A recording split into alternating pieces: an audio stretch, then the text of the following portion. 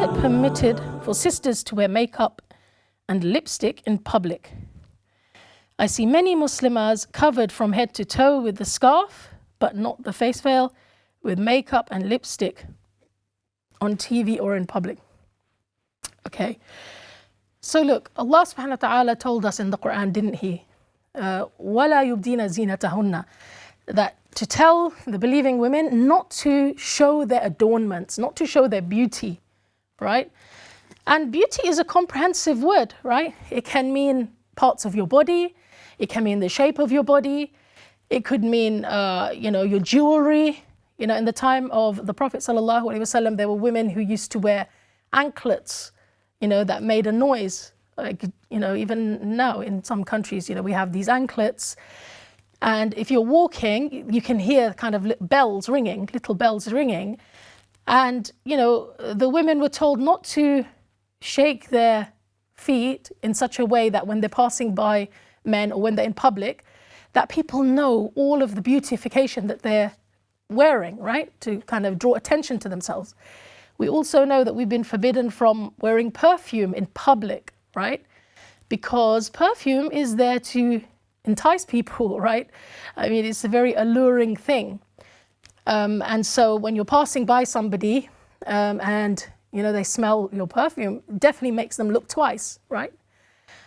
So you can see from that we have been told as believing women that in the public space, don't bring all of your beautification, don't bring your adornments into the public space, right? Keep those for the home, keep those for the private space, keep those for women, other women, when you're with other women and when you're with your mahrams, etc. Okay, so really, I would say, sisters, we should avoid wearing makeup in public, right? Should avoid especially very visible makeup in public. Lipstick, if you think about it, the whole psychology behind lipstick is it's supposed to make your lips look alluring and juicy, right? And attractive, to be quite blunt about it, right? And psychologists, they say that it's connected to ripe fruit. When you see a ripe fruit, it's usually red, it's usually gleaming, right? And that's why women, we usually put, makeup on our cheeks and our lips, right? There's nothing wrong with makeup. I enjoy makeup myself, but it's not something that we want to bring into the public space, okay? Because it does draw attention and it is against the spirit of that verse. In fact, it's against that verse where Allah subhanahu wa ta'ala tells us, don't show your beauty, don't show your adornments in public.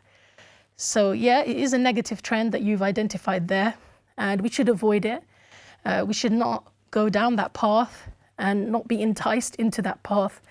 And we should encourage our own daughters, right? Because those are the ones we've got influence on, to not go down that path. But then we should create halal spaces where they can express that side of themselves. Women like to beautify themselves. I understand that. But we've got to do it in the right way, in the right context, okay? And we've got to help brothers. Brothers sometimes say that they find it so hard to lower their gazes now because sisters, like you said, they're wearing so much makeup. It's obviously to draw attention to themselves, or because they have some kind of insecurity in public. So let's get away from that. Let's not become overly obsessed with our appearance and our looks in public. Let's enjoy makeup and these things in private spaces, within women's only spaces and in front of our maharim, and, obey Allah subhanahu wa ta'ala in that regard.